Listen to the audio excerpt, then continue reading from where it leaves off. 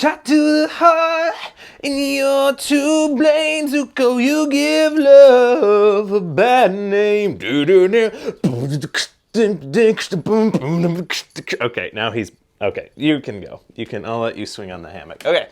Hey guys, and welcome to Student Night. It is Wednesday, May 19th, and I'm so glad that you are with us. If you're new here, thanks for coming. Appreciate it. I got to see a lot of you last week. I'm ecstatic. Man, 10th grade girls are crushing it. 9th grade girls crushing it. I saw Micah and Jasper Ainsley. You guys, thanks for coming so much. We're going to have a fun night tonight. If you remember last week, we did some playing challenges. We finished our week on justice, and this week I'm in a new location, so I got to give you a little bit of a tour. So you have my front door, you walk in the front door, and then you turn the corner, and let's see what we got. We have got little Zuki, but we have this little cute little porch area. So we have a futon that we found on the side of the road that we fixed up because it was broken. Now it works. A table, this little rug, love it. And guys, this hammock chair right now, it swings and does the best stuff. It's great. Kelsey's trying to grow some plants. Yeah, and then we got this little hanging plant here. So that's what it looks like, the porch. It's a good spot. Right, Zuki? Right. Yes, the good old porch area. We're very excited that it's warmer out and we can do it out here. So, yeah, guys, welcome to my porch. Hey, this week we're going to start a new series for middle schoolers. It's called Movement, and high schoolers it's called Rebellious. It's all about serving. It's about doing things that we don't have to do, but we do because we love God, and because we love God, we love others more so than we would just do normally. So what does that mean to be rebellious, to be on the move, and to serve others like Jesus served? Because if you don't know this about me already, you know that I love Jesus. I think he is the coolest, most amazing person who's ever lived. He is who he said he was. He rose from the grave. We have tons of historical evidence for this, and I believe that we should follow him with all our hearts. You may believe that here tonight. You may not believe that, but I'm glad you're here nonetheless, because we're going to be talking about changing the world through him, and it's going to be exciting. But I gotta hit you with that segment because it's time for my favorite segment, or at least my cat's favorite segment. It's time for Where's Zuko? Where is Zuko gonna be today? Where is Zuko gonna be today? The vent or the porch, or up high or down too low? All we gotta ask is, where's Zuko? Nailed it. Hey guys, we're up here. Kelsey's feeding her plants, but I'm wondering, where is Zuki? What are you doing here, boy? We're up in our attic right now. Where's he going? Zuko, where are you going, buddy? Your eyes look super creepy right now. Wait, what? Where did he go? What is this? What is in here? Zuko? Oh my gosh. Is Zuko? Where is he? Zuko? This is so creepy. What is all this stuff going up in front? It looks like a Stranger Things. Like, what is this dust kicking up here? Where is he? I don't see him. Oh my gosh, dude! He's a funny one. He's been a little ridiculous. He's probably behind me right now, but yeah. We'll see what happens with him moving forward. Guys, a couple quick announcements. One, high schoolers. The service week is coming up. We are going to have a mandatory meeting on the 23rd. We've already gotten a lot of signups. You probably have friends in your room right now who are doing it, and I encourage you to do it. If you're someone who loves doing music, you can be on the worship team. If you're someone who loves just serving in general, I mean, we're in a topic, we're talking about service this week, and this is the perfect way to put your faith in action. So sign up for that. Ask your leader. I'll be sending stuff in the group me, and you guys can sign up for that as well. Whew, wonderful. Guys, we are gonna head, last week we played a game, that paper airplane contest, and we had winners. I announced them last night, but I wanted to just do a quick recap and throw up the leaderboard because we know that the 11th grade boys took the cake. Closely behind them were the 6th grade boys and senior boys, and the 8th grade girls took the cake for the decorating. Look at that, wonderful. And this is the leaderboard now. Woo, man, it is spicy right now. And guys, as we get to the end of the year, I gotta do something. I'm gonna do it. Ready? I'm gonna karate chop this thing in half because we are gonna have a high school and a middle school winner this year. And high school is tight right now. Middle school, you guys are doing great as well. And guys, it's gonna be a good prize at the end. So I suggest you go hard. Wonderful. That brings us to this week because you know right now that it is time for game time.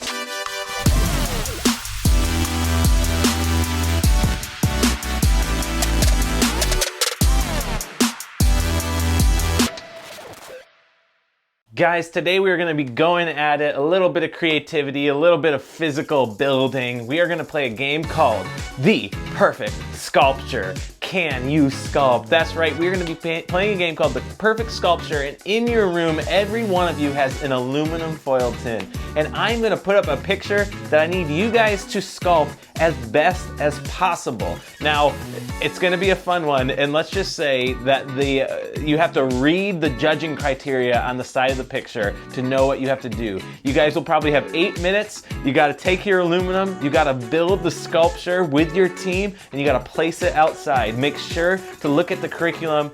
You guys find it, you find your aluminum foil, because we're about to get ready. We're wasting no time. The perfect sculpture. Can you create it? Wait for the picture and try to sculpt it as best as possible. Ready? In 3, 2, 1, let's sculpt.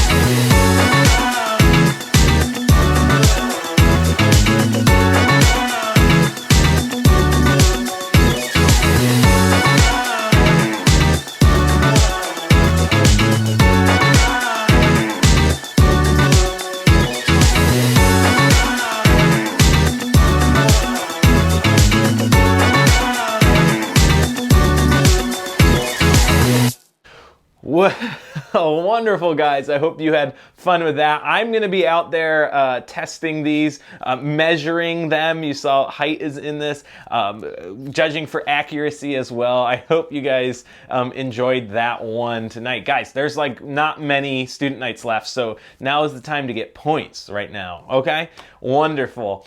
We are going to move on to a time of musical worship. All of life is worship, right? We can worship God in all of life with our talents, singing, instruments. We can use our athletic talent. We can use our minds to worship God. But this is going to be specifically musical worship, and I'm excited for you guys to listen to the song today. So let's bow and pray and talk to our Heavenly Father. Lord, I thank you so much for this day. I know we're all hyped up, having built the Eiffel Tower, but I pray that we can come together as a community and recognize that it's because of you that we have breath in our lungs. It's because of you that we have life, and it's because of you that we can love our neighbor with love that just transcends understanding, God. I pray that you would work in us, and allow us to love our neighbors today and help us listen to this musical worship, the lyrics, and take it to heart. In your name we pray. Amen. All right, let's go to worship.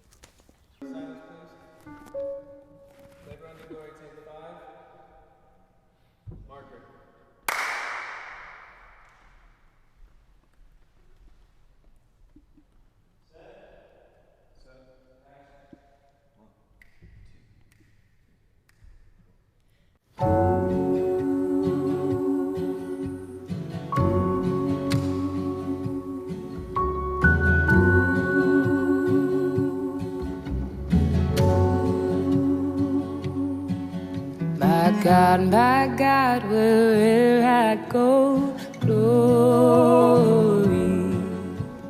Where I reap and where I sow, glory.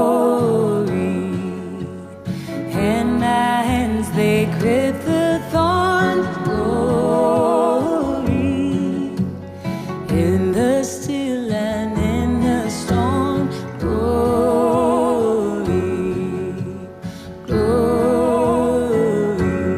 Oh,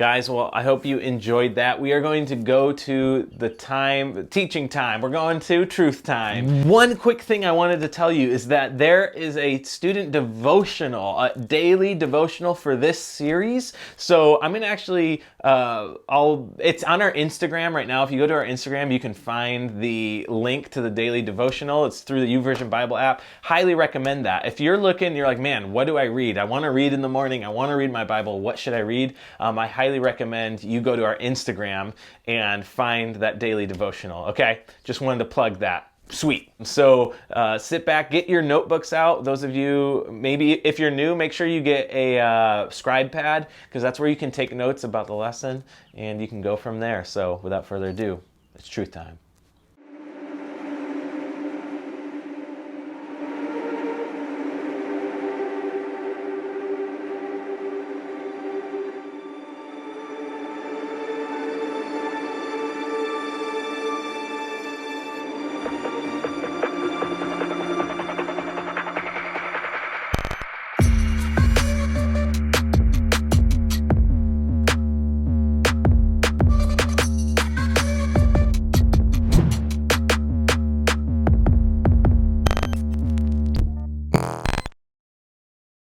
Let's start with a good rant. Can I tell you one thing that makes me furious? It's when adults around me talk badly about teenagers. And here's what I mean. Sometimes I'll be on an airplane and the person in the seat next to me will ask me what do you do? So I tell them, I work with teenagers. Now the minute I say that, I get one of two reactions. That's awesome, and they're right. Or, oh, I'm so sorry, I could never do that. Then they give me all of the reasons as to why they don't like teenagers. And I know, it's rude, it bothers me too. And the truth is, sometimes I think people in high school get stereotyped in a way that's really unfair. And sometimes teenagers get labeled as lazy or entitled. The label that bugs me the most is this one: rebellious. Being rebellious just means that you don't always follow the rules. And when I hear that statement that teenagers are just rebellious, I want to ask the question, have you met every teenager? Because the truth is that you can't just put everyone in the same category like that. And is being rebellious always a bad thing? The truth is, whether you consider yourself rebellious or not, whether you love rules or you hate them, our world has a lot of them. And you know this. School is full of rules, like you can't run in the hallways, you can't FaceTime people in other classrooms, and you're not allowed to go off campus for lunch. There are probably some rules at your house having to do with your curfew, time you spend on your phone, or cleaning up after yourself. These rules are pretty obvious, but then there are the unspoken, unmentioned, but everybody still knows it rules, like you don't respond to a text message by calling someone, like ever. You don't laugh when your friend says something dumb in class. You don't ever, and I mean ever, screenshot a Snapchat without an explanation. The point is, our world has a lot of rules, and so it makes sense that when we're in spaces like this, in a church or around church people, we assume that it is just one more place with more rules for us to follow. In fact, maybe you have heard of people say that being a Christian is just about following a bunch of rules. If that's how you've thought about it, I totally get that. It's a really common idea, but just for today, I want you to consider this. What if we've gotten it wrong? What if following Jesus is just as much about the rules you break as the rules you follow?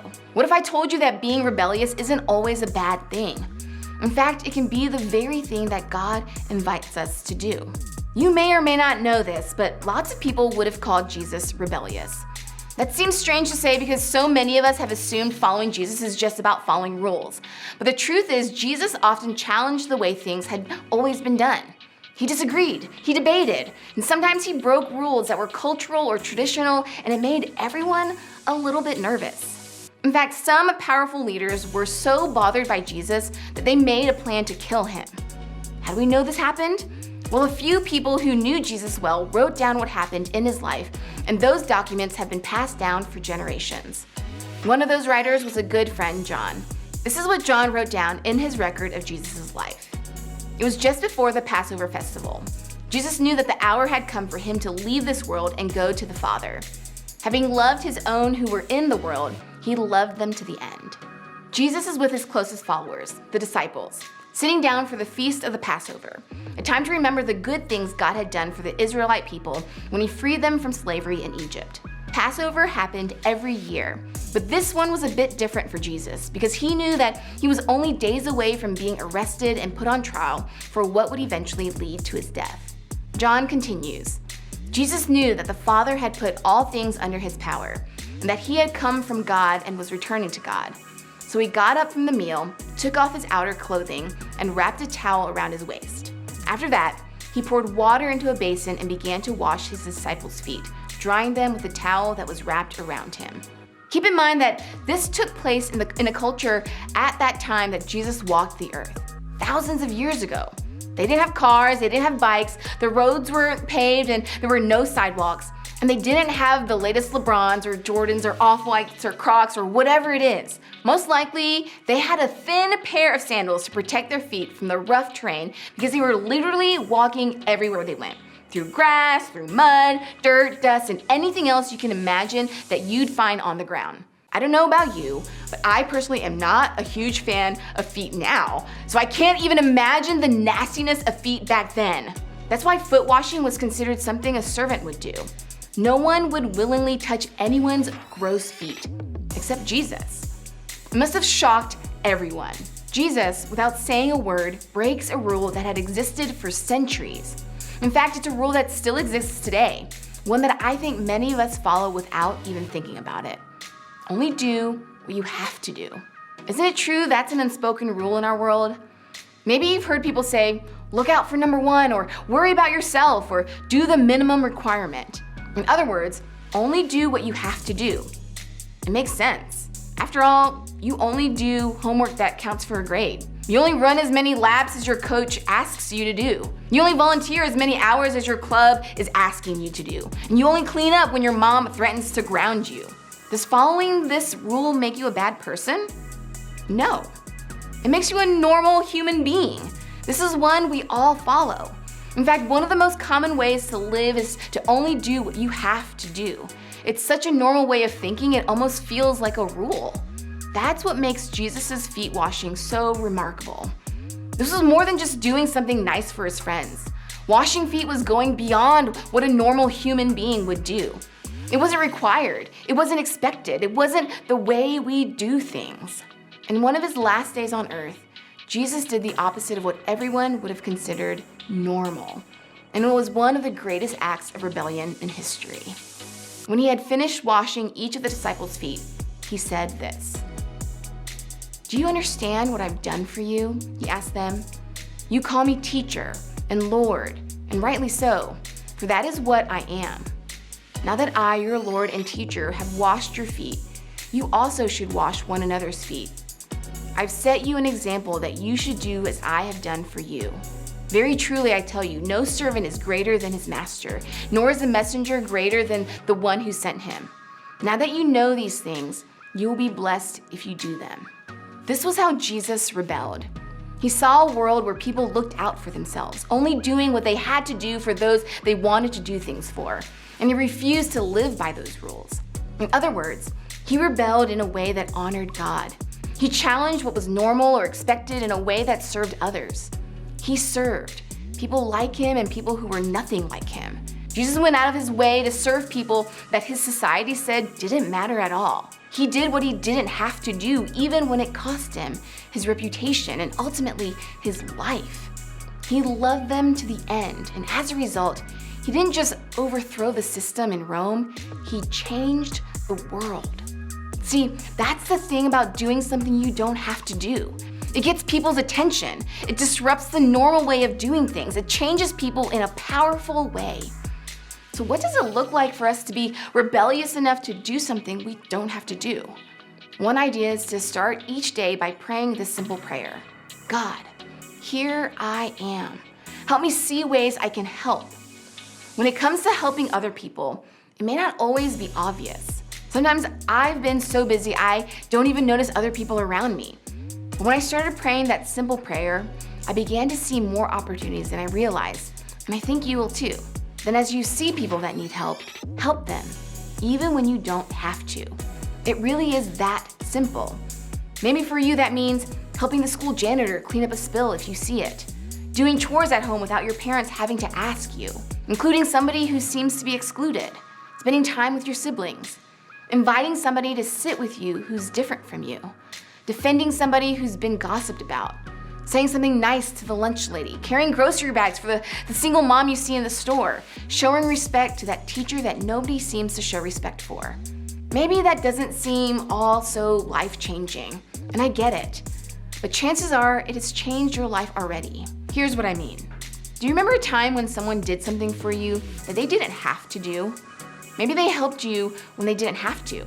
Maybe they gave you something that was so generous you didn't even expect it. Maybe they forgave you when you didn't deserve it. The point is, when somebody does something they don't have to do for us, it's a powerful moment and we remember it. The same thing is true when we do something out of the ordinary for others. Here's what I want you to think about. What would happen if people from this church or people from your group started doing things that we don't have to? For our schools, our families, our sports teams, or jobs, our community. When Jesus did what he didn't have to, it turned the world upside down. When you and I serve in a way we don't have to, I think we can have a similar effect. That's why I want everyone here to be rebellious enough to do what you don't have to do. The truth is, some rules are good. Rules like wearing a seatbelt or driving the speed limit, they keep us safe. Following them is good, and we know it. But other times, ideas like selfishness are so much a part of our world, so normalized that they feel like rules we have to obey. And when it comes to those, sometimes a little rebellion is a good thing. In fact, that's one of the reasons we have groups, so that we can remind each other that we don't have to do things or live a certain way because it's normal or it's expected. We can go beyond what we have to do and serve others in a way that is not required. This week, I hope you talk with your group about ways you can serve together, ways you can show up for people in your school, or even ways you can help each other. Whatever you decide, just be rebellious enough to do what you don't have to do. Wonderful, guys. I hope you enjoyed that lesson. And I love this lesson so much. Yeah, we often think that following the Bible is just about rules, right? Check, check, check. That's not what it is. We have to love God, love others, and we have to have the Spirit come through us so we can figure out how to best love each other.